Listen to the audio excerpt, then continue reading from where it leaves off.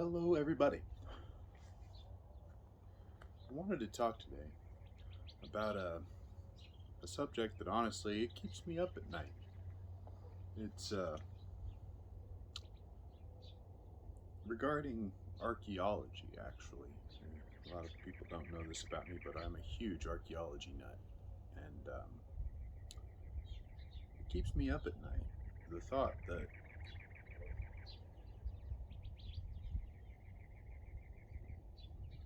most everything we think we know about archaeology and human history is probably wrong.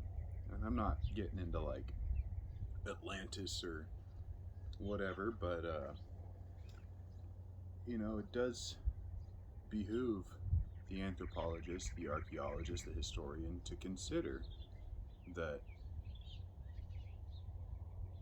entire swaths of land, such as the Sahara Desert or the Amazon rainforest, or places that have been completely bulldozed by glaciers several times throughout the course of human existence, have potentially also been the places where we first lived. The coastal regions that are now flooded, but in the last ice age were all prime coastal real estate. Those are the spots where archaeologists believe all the very best sites are, and we can't even get to them because now they're under hundreds of feet of water. But entire forests have just migrated through. On timescales that in a human lifespan, we wouldn't notice it, but over the course of 1,000 generations, about 25, 30,000 years, that forest just bulldozed right through where this city used to be, and it just eats it up, and there's nothing left. And then on top of that, we assume a lot about life back then, 100,000 years ago, 50,000 years ago, because we only consider the materials which have survived. And we make a lot of assumptions based on those materials, but there's plenty of things that could be made out of natural materials that would be considered extremely advanced by our standards, and we don't consider that those things could have existed back then. Uh, it just keeps me up at night to think that we've existed for 250 to 350,000 years, yet we have no idea what we were doing for most of that time. For most of that time, we have practically zero data. Enough data that we can infer some things, like for a long time, for a very significant portion of that 250 to 350,000 years, we shared the Earth with other hominid species, especially over in the Sumatra region and around the Levant and where Northern Africa and Middle East and Europe all meet in the Mediterranean Sea. That area is very active with multiple species of hominids, and we just assumed that these people couldn't make boats, they couldn't make bows, because there's no boats or bows that survive anymore. But you look at the people who populated the Americas, and a lot of people are thinking that they actually came by the coasts instead of cutting through Canada. And when you look at the tribes that live up there, they make their boats out of skin. They make their boats out of bone and birch and skin, and they don't last very long. That's not something that's going to preserve well in the archaeological record. But they are very good boats, and they can go a very long way. Those Inuits and the Tool, they go very far. And to think that they didn't do that back then, that's just ridiculous. We all I'm saying is we can't make assumptions or draw a hard picture of what life before, let's say, Göbekli Tepe, the oldest known structure in existence, the oldest known monumental structure in existence. Let's say that's 15,000 years ago, about, we think, maybe. And that's still only a fraction of the 250 to 350,000 years that we've been on this planet. And to think that throughout the entire world, for all that time, nobody else got together, built up a city, and then died out for whatever reason, and then that city just gets bulldozed by a glacier or chewed up by a migrating forest or completely eroded away because, oh, like where I'm living right now in the American Southwest, most of everywhere for thousands of miles, just a couple million years ago, was all of this was buried under dirt, and then for a long time it was a sea, and the Colorado River carved this all away, and everything that would have been built up. I'm not saying anything got built up 2 million years ago on the Southwest American plateau, but I'm saying in geologic conditions like that, anything that did exist up there is now chewed up and washed out to sea or down to Mexico, and it's I feel like it's naive to think that we have a firm understanding of our history, our past, our story. I feel like the data and answers we do have really just open up a million more questions of who are we, where are we from, what are we meant to do here? And I have my own views on answers to those questions, but most importantly, I feel like our purpose here on Earth is to, like, evolutionarily, biologically, our purpose is to spread seeds and to alter landscapes. That's what we do. And I feel like if we, as a people, as a species, chose to lean into that consciously, like they did in South America, Mesoamerica, just completely shaping, and all throughout North America, just completely shaping the landscape to provide infinite abundance and to, set up future generations that they would never even know to be fully stocked with everything they'd need for a happy, fruitful, and productive life. I feel like if we did that as a species, we'd be a lot better off, for one, and for two, we'd have a better shot of meeting the people who undoubtedly live out in space, I mean, mathematically speaking, it's impossible that we're alone even in this galaxy.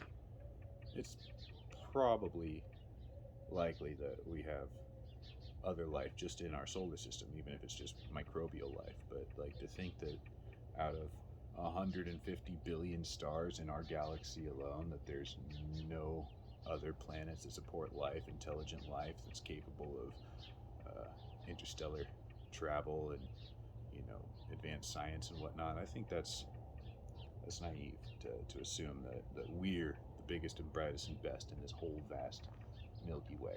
And also, it's just one galaxy amongst an infinite multitude, so yeah, no, there's no way we're alone out here.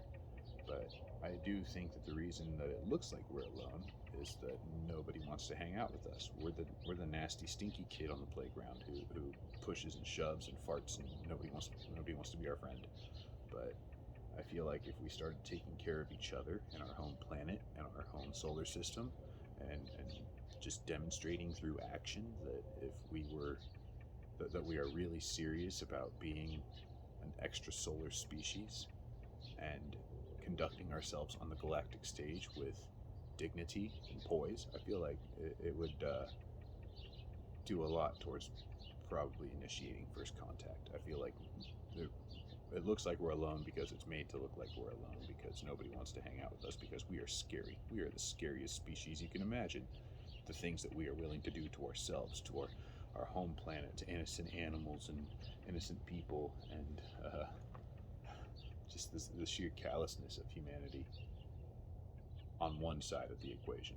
Like, there's really, really good people, and there's really, really bad people, and there's everybody in between. And I feel like because we don't have a collective idea of what our purpose as a species is, we don't have any common ground to get along and just to build on a foundation that everybody can agree on one thing that we're here to do.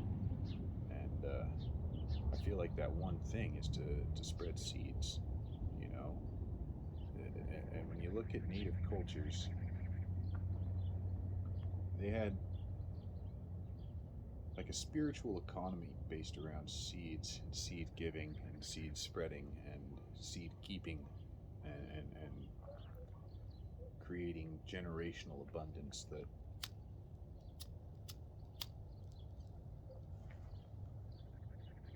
the traces of are still visible to this day. And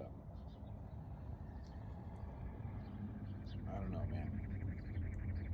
I feel like industrial capitalism has kind of carried us as far as it can carry us. Like, we've reached carrying capacity for industrialized capitalism, and there needs to be some kind of, if not a complete restructuring, then at least a significant readjustment of how we address things like policy, poverty, war, disease, research, funding for science, and as opposed to funding for war, funding for education, funding for public health. Like, these things are. I feel like that's the reason nobody wants to hang out with us, is because we as a species care more about war and death and exploitation than we do about growth and building connections between peoples and nature. And I know I'm sounding a little bit hippy dippy right now, but you gotta admit there's a whole lot wrong with the world today. There's a lot wrong with what we as a species are doing to our home, to ourselves, to our neighbors, and there's really no reason why we should do this. Like, even every reason you can come up with, like, oh, people need money, or oh, these borders are important, or oh, the resources are going away, and there's too many people, and we gotta fight for what's ours, and we gotta keep ours and keep them out. And that kind of mentality is bullshit, man. It's all artificial lines drawn in the sand, and I feel like if we all recognize that as a species, I mean, everybody knows it in their heart that none of it really matters. That all that really matters at the end of the day is, shelter, food, family, friends, sex, some good weed. We don't really care about things bigger than our world, but as a species, we need to. Maybe not as individuals. We can't do anything about the starving kids in New Guinea, or the malaria in the third world, or war in Ukraine. We can't do anything about it necessarily. There's some things we can do, but really not much. Drop in the bucket kind of stuff. But that what we can do is strengthen our connections with those around us, and strengthen our connections with the world around us by planting seeds, by cleaning up garbage, by going out and doing the jobs of keystone species that don't exist anymore necessarily, like building your own beaver dams, since we extincted all the beavers. Beaver dams are important for holding water and creating life. If we don't want our world to become a vast desert, well, we got to go out and start, doing the work of what those keystone species used to do. Like, mammoths used to create hardpack and permafrost, and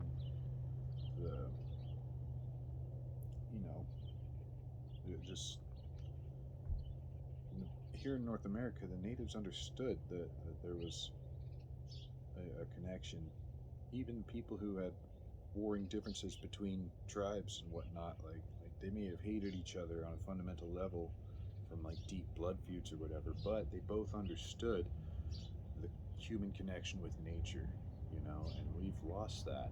We've lost that in modern industrialized society, and any, by and large, most attempts to connect to nature are really a facade. It's more about trying to look like you're a character of depth rather than actually, you know, growing, developing. So many influencers. Look at me, I'm out in the woods. I'm at this special spot. Everybody loves it here. You can't come, but I did. And yeah, I don't like that shit. I don't know. I'm just a rambling now, but I wanted to talk to you guys about, I guess, archaeology and the human condition and where we're at now and where we should be and where we could be. And I feel like we're at a turning point as a species where we can direct our own evolution of our bodies, our minds, our social evolution, our spiritual evolution. We're aware of it enough now and connected enough now on a global scale to where we can really start to steer our species towards becoming a whole lot more than we've ever been. And I don't know, I just like to see a lot more people thinking a little bit deeper, engaging a little bit deeper, and getting back to our roots as essentially gardeners and zookeepers. That's pretty much what we are. And I feel like if we got back to that, we'd be a lot better off. Anyways, if you watched this far, thanks for taking the time out of your day to listen to me ramble, and hope you're having a good one, being safe. If you like what you see, please like, share, subscribe, whatever. I don't give a shit. But I love you, and I hope you're doing well.